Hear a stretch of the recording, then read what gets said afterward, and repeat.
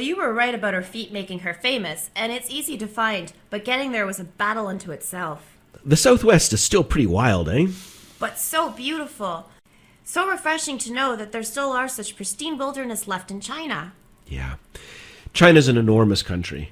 It's really only the major rivers and eastern coasts that are developed and densely populated. There's a lot of beautiful and mysterious country, especially the farther west you go. Speaking of mystery, you found the most recent clue? I did. It reads, the governor of Yangzhou left in 1292. He returned home and died. You'll find the seventh ding at the place where he is buried. Oh, that one's easy.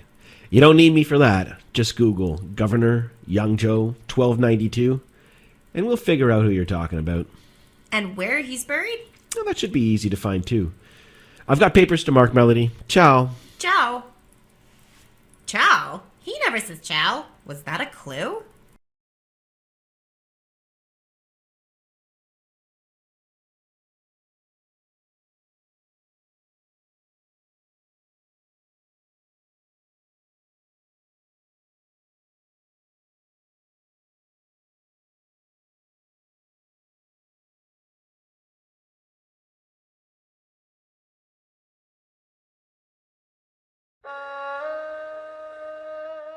The Mongols were the first of the northern barbarians to rule over all of China.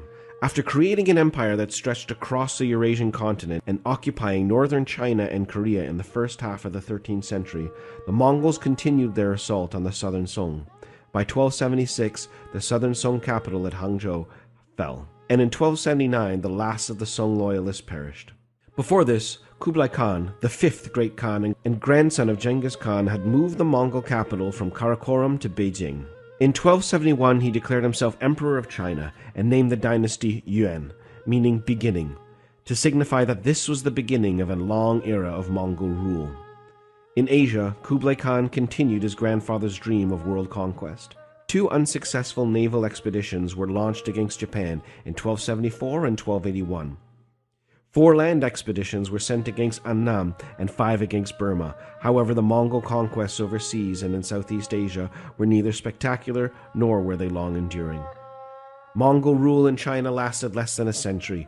The Mongols became the most hated of the barbarian rulers because they did not allow the Chinese ruling class to govern. Instead, they gave the task of governing to foreigners. Distrusting the Chinese, the Mongol rulers placed the southern Chinese at the lowest level of the 4 classes they created.